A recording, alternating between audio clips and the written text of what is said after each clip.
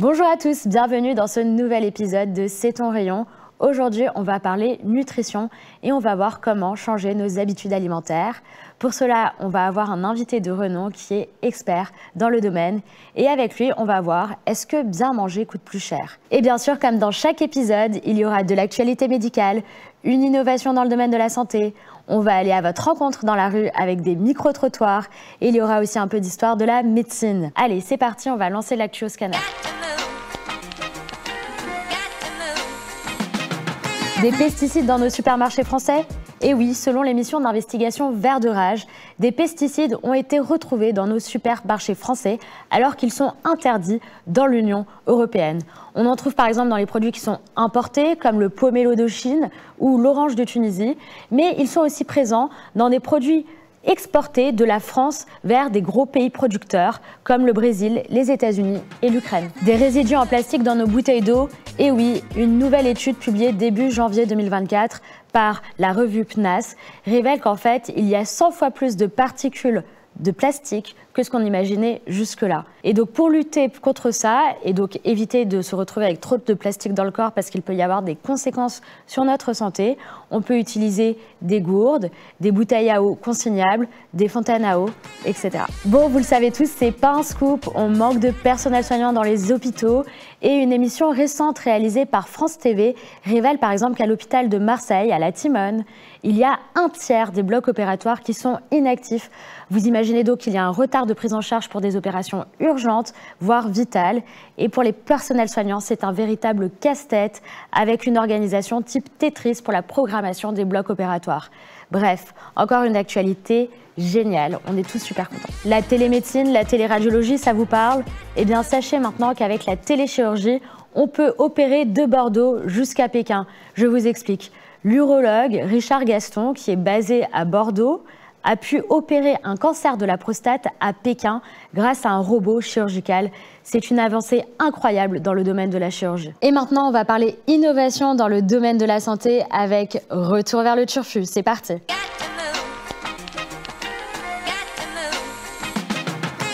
Vous connaissez tous les imprimantes 3D à partir de matières non organiques pour fabriquer des objets.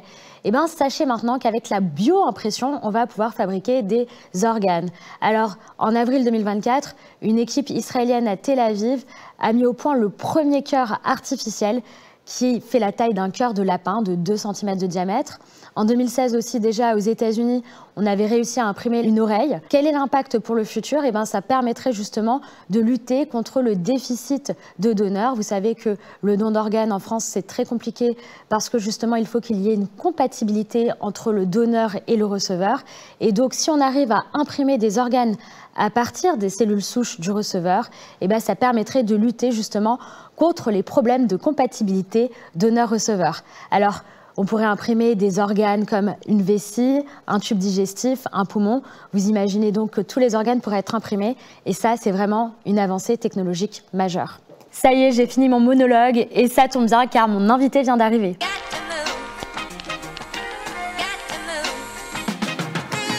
Salut Jean-Michel. Bonjour Sophie. Bon, vous le connaissez bien, c'est le docteur Jean-Michel Cohen qui est médecin nutritionniste. Et pour ceux qui ne le connaissent pas, j'ai une petite vidéo pour vous. Quand j'ai écrit le guide sur les compléments alimentaires, j'ai regardé les produits pour le sommeil. Le champignon de Paris qu'on consomme avec facilité, on ne se rend pas compte qu'il la présente pas mal. Salut, quand j'ai commencé YouTube, c'était simplement pour me donner une autre facilité à parler de la nutrition. Quand on vous dit de manger des oléagineux, on ne vous dit pas lesquels sont les meilleurs. J'ai fait un classement en essayant de regarder les avantages et les inconvénients de chacun. Alors j'ai vu que tu avais écrit un nouveau livre, ouais. Tu enchaînes. Ouais, comme chaque année, en fait, j'essaye de trouver un thème original. Et cette année, c'était le thème des compléments alimentaires. Je trouve que c'était une jungle et il fallait essayer de les décrypter.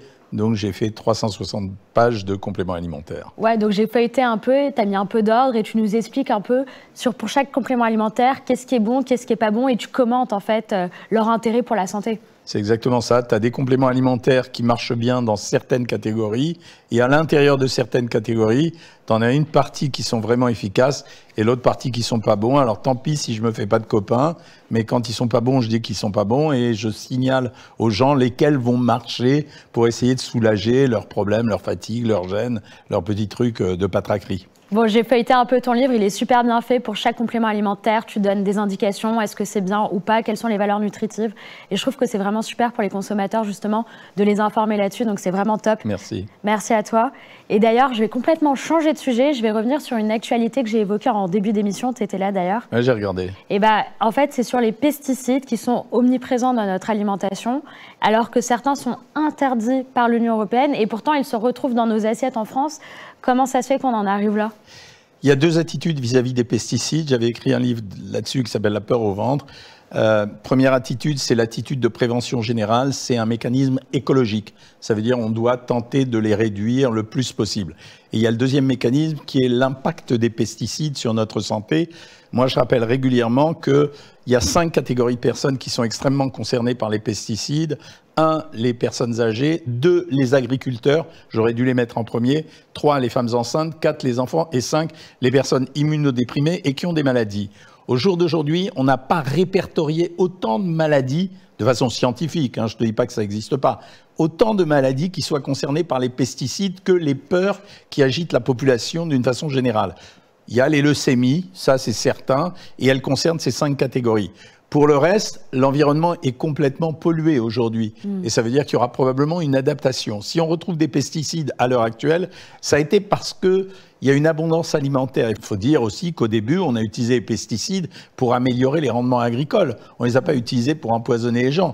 Et si demain matin, on supprimait l'ensemble des pesticides de façon brutale, sans avoir réglé le problème de savoir comment on va faire pousser les fruits, les légumes et compagnie, on aurait une pénurie alimentaire. Donc c'est pour ça qu'il faut avoir une attitude très, très progressive. Je vois. Et d'ailleurs, toujours en parlant de la contamination de notre alimentation, il y a des particules, des microparticules de plastique qui sont présentes de plus en plus dans les bouteilles d'eau. Et il y a une étude récente qui a montré qu'il y en avait 100 fois plus. Donc, comment on explique cela? En fait, le plastique, il faut savoir que c'est fait à partir des résidus de pétrole. Donc, ce n'est pas un truc qui est très sain pour la santé. Et on a pris l'habitude d'utiliser les emballages plastiques par raison de commodité. Ça a remplacé le verre progressivement pour que les gens puissent stocker. Donc, on avait le problème du stockage, et on a le problème de l'embouteillage, et on a le problème du prix. Mais en réalité, on savait déjà que le plastique était toxique. Ça veut dire qu'il peut s'accumuler dans notre corps. On dit qu'on mange l'équivalent d'une carte de crédit. Bon, ça, c'est pour frapper les esprits. Ouais, j'avais lu Mais ça, c'est sûr qu'il faut obtenir une réduction des plastiques, autant pour les humains que pour les animaux, les poissons en particulier, qui sont blindés de plastique. Donc à terme, il faudra régler le problème. Il faudra régler le problème aussi des plats tout prêts. Ça veut dire le plastique, c'était pas seulement l'eau, c'était les plats préparés qu'on trouve sous vide, c'était les emballages qui se sont démultipliés. Donc il va falloir qu'on trouve de nouvelles substances. A priori aujourd'hui, les poêles, elles devraient être en pierre. On devrait utiliser la céramique, le verre, c'est ce qu'il faut faire. Rénover en fait tout le système de l'emballage. Il faut repenser en fonction du modernisme. Bon, si je récapitule, du coup, les pesticides et les microplastiques, ça peut être cancérigène, Oui. mais dans les aliments purs aussi, il y a des choses qui peuvent être cancérigènes, comme le sucre, le gras. Alors, je ne vais pas te faire plaisir, ou plutôt, je vais essayer de te dire la vérité. Je n'aime pas qu'on stigmatise systématiquement des classes de nutriments ou certains aliments. Mon mantra, tu le connais, une bonne alimentation n'interdit rien. Le gras, il en faut. Le sucre, il en faut. C'est la modération des deux qu'on recherche. Quelqu'un qui mangerait exclusivement du sucre, on n'est pas certain que le sucre donne le cancer, contrairement à ce qu'on entend partout. Il n'y a pas de preuve scientifique de ça. Et je rappelle qu'en science, tout ce qui n'est pas démontré comme vrai est considéré comme faux. Donc, on n'est pas certain. Le gras, on est certain qu'il est responsable de problèmes cardiovasculaires, malgré ce qu'on entend aussi à l'heure actuelle, où des gens disent que le gras, peut-être que ça ne donnerait pas des problèmes cardiovasculaires. Pour te dire, comme le gras peut être bon, on a condamné le beurre, par exemple. Tout le monde a oublié que l'acide butyrique, que contient le beurre est un acide qui permettrait peut-être de limiter la progression de la croissance des cellules cancéreuses. Donc ça veut dire que le beurre en petite quantité et les matières grasses en petite quantité sont intéressantes. Elles nous servent à fabriquer les membranes des cellules, les hormones, certaines réactions enzymatiques. Le sucre, c'est la même chose. C'est quand même le combustible essentiel du fonctionnement musculaire. Sauf qu'il y a sucre et sucre. Quelqu'un qui boit que des sodas ou qui mange que des bons becs, il va avoir un diabète de type 2. Voilà, il va avoir un diabète. Après que ces maladies entraîne une dégénérescence cellulaire qui amène au cancer, c'est possible aussi. Mais il n'y a pas une relation directe entre l'un et l'autre. Corrélation directe, ouais. Tout ce qui compte, c'est d'avoir une alimentation qui est équilibrée et qui n'est pas monogame d'aliments. Si je peux te donner une indication, c'est presque philosophique. On doit manger notre environnement avant de revenir à notre environnement. Les religieux seraient d'accord avec moi, mais grosso modo, on est censé consommer notre environnement et c'est comme ça qu'on est nous-mêmes à l'intérieur de notre écosystème. Et d'ailleurs, tu sais que c'est Octobre Rose avec la campagne de dépistage du cancer du sein. Et j'ai vu justement qu'il y avait un article qui disait que le surpoids, l'obésité et l'alimentation déséquilibrée, justement, ça pouvait être un facteur de risque de cancer du sein. Le surpoids, oui, certainement.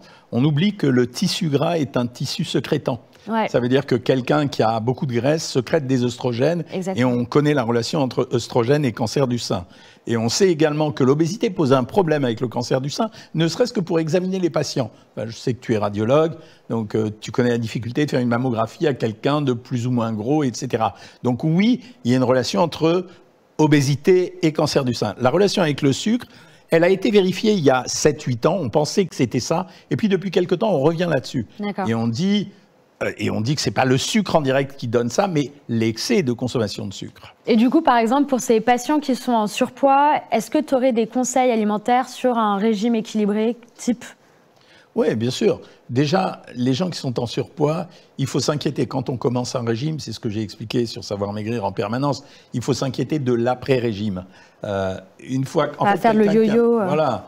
Quelqu'un qui a un problème de surpoids, qui a eu un poids normal à un moment donné, on le fait maigrir en un temps et dans un deuxième temps, on lui fait comprendre qu'il va falloir corriger son alimentation jusqu'à la fin de ses jours, sinon il reprendra du poids. Les régimes équilibrés, ils comportent tous les nutriments dans les proportions qu'on connaît, qui sont les proportions internationales, c'est-à-dire 45 à 50% de sucre lent, 35% de lipides et 15 à 20% à peu près de protéines. Voilà, on essaye de distribuer l'alimentation. Et plus tu manges varié, plus tu bénéficies, ça me ramène quasiment au complément alimentaire, tu bénéficies des aliments. Des apports complets, quoi. Bien sûr, tu prends du raisin, tu prends des polyphénols du raisin, tu prends une pomme, tu prends de la pectine, tu prends de la viande, tu prends du fer et des protéines, tu prends du poisson, tu prends un peu d'iode et peut-être des oméga 3. Et c'est comme ça, quand on mange tout, qu'on a un bon équilibre corporel. Et d'ailleurs, l'alimentation, c'est lié à nos dépenses énergétiques. Bien sûr. Donc les sportifs, ils n'ont pas le même régime alimentaire que nous. Et d'ailleurs, je voulais te montrer le régime de Cristiano Ronaldo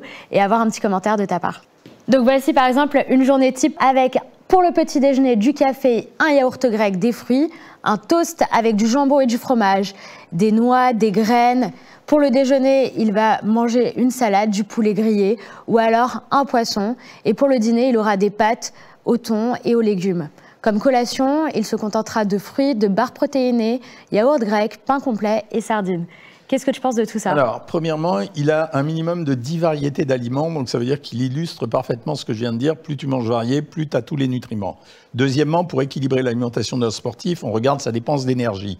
On a le métabolisme de base, il doit dépenser beaucoup de base parce qu'il est très musclé, 1600 calories, et le reste, c'est son activité physique. Ouais. Comme il a une activité physique intense, il faut doser le nombre de calories qu'on va lui donner. Un homme qui a une activité normale, il va consommer environ 2400 calories par jour. Lui, il faut qu'on lui donne 3600 calories par jour. Et à l'intérieur de ces 3600, on varie les aliments. 2, on varie les sources de nutriments. On va mélanger protéines, sucre lent, arachides, etc., etc. Donc, il a une belle alimentation et il la fractionne. Pourquoi? Parce que l'estomac a un certain contenu. Donc, on ne peut pas aller au-delà, on ne peut pas manger tout en bloc. Donc, il va le distribuer progressivement dans la journée. Voilà, tous les sportifs pratiquent ça. J'en ai entraîné certains. On essaye de gérer les choses de cette façon-là, comme lui. Mais là, c'est bien fait. C'est comme s'il avait une perfusion de nourriture en continu, en fait, avec des apports énergétiques. Alors, voilà. La seule chose que j'aime pas, c'est quand on mange de façon mathématique. Ah ouais. Ça veut dire les gars qui mangent de façon arithmétique, c'est-à-dire je mange du fer, du magnésium, du calcium, des protéines, ils prennent jamais de plaisir. L'alimentation, ça amène du plaisir. S'il kiffe les pâtes au thon, je suis content pour lui. S'il aime le toast avec la tranche de jambon et un peu de matière grasse dessus, tant mieux pour lui. Mais s'il se force à manger un truc qu'il n'aime pas, il y a quelque chose que personne ne dénonce jamais, c'est ce qu'on appelle le rassasiement psychologique. Est-ce que je suis content d'avoir mangé? Ça me donne du bonheur. Et le bonheur, ça fait partie de l'alimentation. Effectivement, je suis d'accord, ça doit rester un plaisir. Et d'ailleurs, pour parler d'un truc qui ne fait pas trop plaisir, je vais te parler de la gueule de bois. Est-ce que tu as des conseils alimentaires pour lutter contre la gueule de bois? Écoute, les gens pour la gueule de bois, en général, il faut qu'ils boivent beaucoup. En fait, pour la gueule de bois, je vais te dire ce que je fais moi quand ça m'arrive. Je bois un grand demi-litre d'eau avant de me coucher et je prends un comprimé de Doliprane. Ouais. En fait, j'utilise le principe de l'effet anti-inflammatoire et de la réhydratation parce que l'alcool déshydrate. Bien sûr. Les gens qui prennent des boissons énergétiques en boîte, en fait, ils prennent de l'eau qui contient beaucoup de caféine sucrée. Voilà, c'est ça, éviter la gueule de bois. Ok, donc j'ai bien retenu la bouteille d'eau, le Doliprane. J'avais lu aussi que prendre un peu de citron, ça pouvait détoxifier le foie. C'est vrai ou c'est pas vrai ça? Bof, ça va augmenter la sécrétion des enzymes digestives, ok. Mais le petit déjeuner de la gueule de bois, normalement, alors si tu es courageuse, tu te prends un bouillon de légumes parce qu'il y aura plein de nutriments à l'intérieur, de minéraux, puis ça va t'hydrater. Et tu vas rajouter un truc, c'est des protéines. En fait, les protéines aident à lutter contre la gueule de bois. Donc à la limite, je te dis, je donne le truc, mais on ne le donne pas aux autres. C'est un bon bouillon de légumes et derrière, tu prends 3 œufs durs et je t'assure que si tu vas marcher un peu, tu te porteras mieux. Trop bien, merci beaucoup pour ce conseil. Et si notre mode de vie influe notre alimentation, quid de notre portefeuille? C'est évident que moins on a d'argent, moins bien on peut se nourrir. Alors, il y a plein de facteurs à ça. Premièrement, d'abord, les produits vers lesquels on va se diriger, qui sont les produits les moins chers, sont souvent les plus riches. Par exemple, les gens achèteront des produits secs comme des pâtes ou bien des céréales comme les pommes de terre. Ils vont acheter des œufs, ils vont acheter des matières grasses. Ça, c'est le premier facteur. C'est-à-dire que tu n'as pas beaucoup d'argent, tu achètes les produits qui contiennent le plus de calories pour dépenser le moins d'argent. Donc oui, on a une statistique qui montre bien que dans les parties de la France les moins favorisées, on a une montée de l'obésité qui est supérieure aux parties de la France les plus favorisées. C'est ce qu'on observe d'ailleurs en France et dans toutes les métropoles, c'est-à-dire à New York, à Londres, à Rome. Au-delà des grandes villes, l'alimentation est moins bonne. Donc les gens qui ont un niveau de vie élevé ont plus accès à une alimentation qui est saine, équilibrée et font plus de sport peut-être aussi? Bien sûr, c'est une des grandes inégalités. C'est-à-dire l'inégalité économique flagrante, c'est celle-là. C'est-à-dire que si tu as de l'argent, tu manges des aliments variés, de très bonne qualité, tu as le temps de pratiquer du sport, tu peux manger à ta faim, donc tu t'angoisses pas à manger plus parce que tu as peur de ne pas manger le lendemain. Oui, c'est une des plus grandes inégalités et elle n'est jamais dénoncée. Et est-ce que, par exemple, pour les gens qui ont moins de moyens, tu aurais des idées d'aliments qui peuvent être facilement bons pour la santé? On l'a fait notamment au moment de la crise économique. On a expliqué aux gens qu'il fallait beaucoup jouer sur les produits en conserve, les poissons en conserve, le thon c'était moins cher, les plats préparés en conserve qui étaient nourrissants, même si ce n'était pas de meilleure qualité gustative, qu'on achetait des œufs, qu'on prenait des produits laitiers, en particulier du lait, qu'on achetait de la farine pour faire ses pâtes soi-même, et qu'on pouvait conserver les produits justement dans les réfrigérateurs, les congélateurs, pour acheter des plus grosses quantités et profiter des promotions. Oui, il y a des systèmes pour ça, mais ça veut dire qu'il faut s'en occuper. Et il faut avoir accès à ces informations-là aussi, parce que j'imagine que tout le monde n'est pas au courant de ce que tu viens de dire. Très souvent, les gens préfèrent acheter un smartphone que bien manger, et donc en général, on les informe. C'est la raison pour laquelle on est sur les réseaux. Pour résumer, quelles sont tes 3 règles principales pour bien manger? Préparez vos menus à l'avance, de telle façon à faire des courses intelligentes. Ne bourrez pas vos placards, ça ne sert à rien. Les magasins ne vont pas fermer demain. Et troisièmement, faites du fait maison. C'est ce qui compte le plus et vous vous inspirerez de tous les livres de recettes qui existent partout. Et bien justement, maintenant avec le Street Medic, on va voir avec nos Français s'ils mangent bien équilibré. C'est tout bon? Salut tout le monde, moi c'est Davidson, je suis médecin généraliste et aujourd'hui dans C'est ton rayon, je suis avec Alice. Comment ça va Alice? Ça va et toi? Est-ce que toi tu penses que tu manges équilibré Alice? Non, parce que je mange quand j'ai faim et je mange trop. Oui, carrément. Moi j'ai toujours aimé tout ce qui est fruits et légumes, c'est parfait pour moi. Je pense pas, non. Ah pourquoi? Je mange beaucoup de fast-food. Non, je ne pense pas. Non, j'ai souvent la flemme de cuisiner. Je pense que oui, je mange équilibré. Je me suis rendu compte qu'en mangeant plus sainement, on avait besoin de manger moins et on se portait mieux. J'ai quand même des phases où je vais me faire un bon petit plat ou alors essayer de manger un truc pas trop cher. Est-ce que tu trouves que ça coûte plus cher de bien faire ses courses et de bien manger? Je pense non, c'est possible de trouver les choses qui vraiment pas chères et plus qualité aussi. Disons que pour avoir des éléments qui ont bon goût et surtout si on mange des fruits et des légumes, ça demande peut-être parfois, ça coûte assez cher les fruits et les légumes. Si tu veux manger équilibré et de bonne qualité, là oui c'est cher. Mais après tu peux te faire des petits plats pour pas grand chose. Mais c'est sûr qu'en effet ça prend du temps aussi. Pour bien manger, il faut faire à manger soi-même. Donc il faut avoir le temps de faire à manger.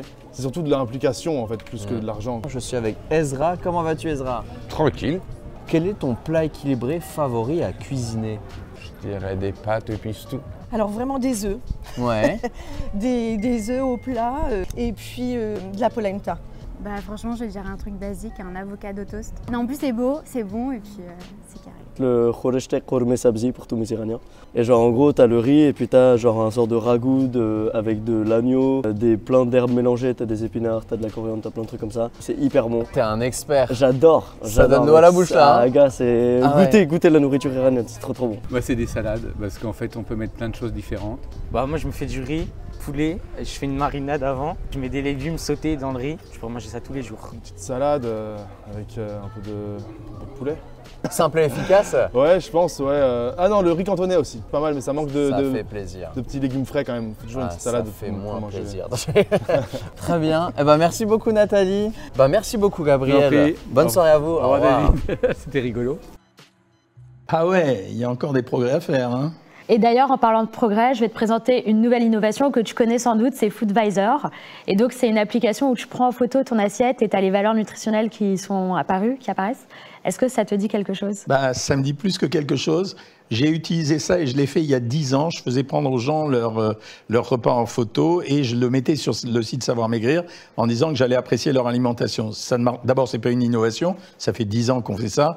Deuxièmement, on a une appréciation qui est beaucoup trop approximative, donc ça ne peut pas fonctionner. Troisièmement, on n'a pas la nature forcément de chaque ingrédient. Et quatrièmement, on ne sait pas comment c'est cuisiné. Donc c'est plutôt, à mon avis, ça ne sert pas à grand-chose. C'est trop flou, c'est trop vague comme estimation. Oui, ça marche pas, quoi. Grosso modo, j'ai arrêté simplement parce que je trouvais que les résultats que j'obtenais n'étaient pas bons. Ça servait à rien. Et d'ailleurs, les gens le faisaient plus. Tu faisais le calcul de tête toi-même, quoi. Mais en termes d'innovation, je trouve que le truc le meilleur qui soit arrivé récemment, ça a été les cuissons à air chaud, qu'on appelle l'air fryer, parce que ça permet de cuisiner sans matière grasse, de donner un aspect savoureux. C'est un appareil qui est pas cher, contrairement à plein d'appareils, et ça se pratique, enfin ça se met dans une maison de façon simple. Donc l'air fryer, c'est vraiment l'innovation des 2 dernières années. Eh ben génial, merci pour la reco. Je t'en offrirai une. Bon, c'est l'heure du What the Fake, on va déceler le vrai et du faux en alimentation.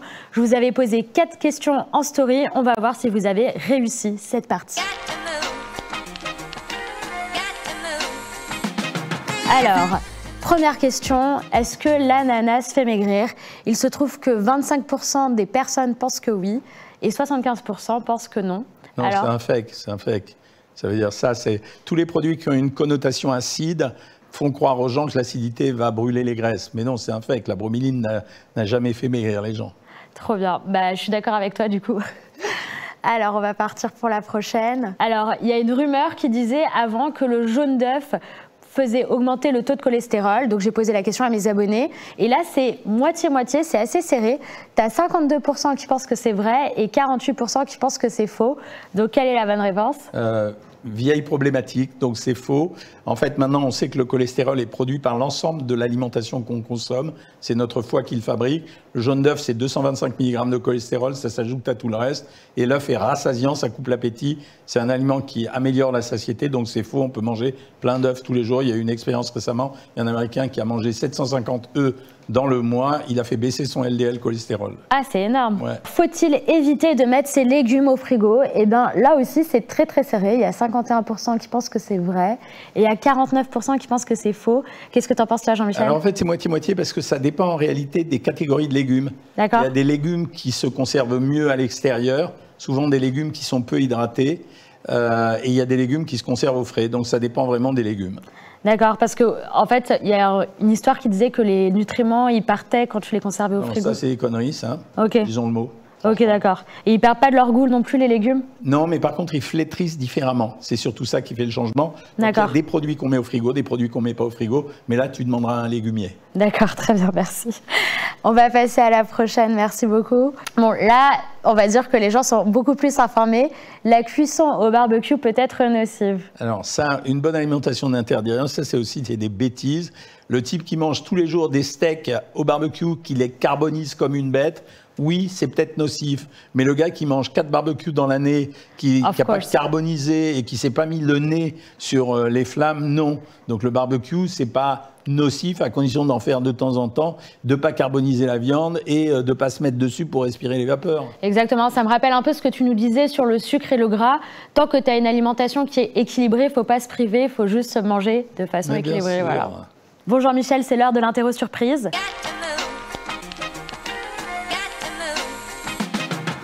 Donc je t'expose mon problème, je dois inviter une copine à dîner, sauf qu'elle est intolérante au gluten et j'ai un budget de 10 €. Donc je vais avoir ta réponse et après je vais demander à ChatGPT qu'est-ce qu'il propose et on va comparer les deux. Est-ce que tu es chaud? Ouais, je suis chaud. Allez. Allez, ce qui vient en tête, je vais te faire une salade de lentilles au lardon avec des petits oignons émincés et vinaigre de xérès. Ensuite, je vais faire une omelette aux champignons accompagnée d'une salade de mâche avec dessus, tu peux mettre quelques graines, si tu veux, quelques graines de chia. Et ensuite, j'achèterai une boîte de pêche au sirop et je lui ferai une fraise melba. C'est-à-dire que je mettrai une pêche avec un tube de chantilly que tu vas acheter en supermarché. Comme tu ne vas pas consommer toute la chantilly, tu la garderas pour la manger le lendemain. Voilà. Et si tu as envie de pain, tu achèteras une tranche de pain au maïs et tu la mangeras. Bon, bah, j'ai déjà l'eau à la bouche. On va voir maintenant ce que ChatGPT nous a concocté pour ce dîner. Alors, c'est parti, on envoie l'information. Et qu'est-ce qu'il nous propose? Une ratatouille au quinoa. Alors, dans le quinoa, il n'y a pas de... Il n'y a pas de gluten dans le quinoa, mais tu vois, c'est une arnaque. En fait, ChatGPT, c'est un voleur. C'est-à-dire que ChatGPT, il reprend toutes les informations qui sont sur le web de partout et ensuite il les recolle les unes aux autres. Ouais, il te file, mais c'est pas un menu ce qu'il file, c'est une embrouille. Il te met des tas de zigouillis à droite à gauche et un oignon et 2 tomates et un poivron. C'est pas un vrai beau repas, ça. C'est un plat unique. Donc escroc, escroc. 2, ton repas il est pourri. Et troisièmement, bah, finalement, tu as piqué ce que tu trouvais ailleurs et tu fais croire aux gens que tu es plus malin que les autres. En fait, c'est quand même nous qui sommes les plus malins. Bon, Jean-Michel, on va voyager à une époque qu'on connaît un peu, mais on va aller dans la partie médicale de cette époque. On va aller à la Renaissance, à la rencontre d'Ambroise Paré.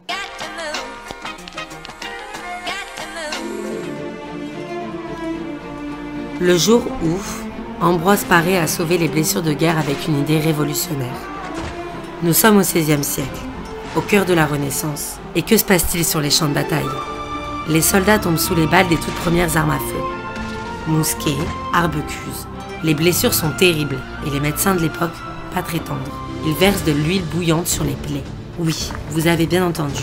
C'est brutal, douloureux et souvent, ça tue plus qu'autre chose. C'est là qu'entre en scène Ambroise Paré, un jeune barbier chirurgien qui commence à se poser des questions. Il se dit, et si on arrêtait avec l'huile bouillante? En observant ses patients, il découvre qu'une pommade plus douce, faite de jaune d'œuf, d'huile de rose et de térébenthine, donne de bien meilleurs résultats. Exit la brûlure, bienvenue à la guérison. Et ce n'est pas tout. Lorsqu'il devient le chirurgien attitré des rois de France, oui, rien que ça, Paré ne s'arrête pas là. Il invente quelque chose qui va tout changer. Le pansement. Plutôt que de griller les plaies, il crée des bandages pour les protéger et aider à la cicatrisation. Ajoutez à cela les premières ligatures pour stopper les saignements après les amputations et vous avez la recette pour sauver des milliers de vies. Ce génie de la médecine parcourt des champs de bataille, comme lors du siège de Metz en 1552, et applique ces techniques qui deviendront la norme. Avec ces pansements, les soldats cessent de mourir à cause des infections et les médecins commencent à traiter les blessés de façon plus humaine. Le jour où Ambroise Paré a transformé la médecine de guerre, il a laissé un héritage durable. Grâce à lui, fini les solutions brutales, la science a commencé à sauver des vies, même sur les champs de bataille les plus sanglants.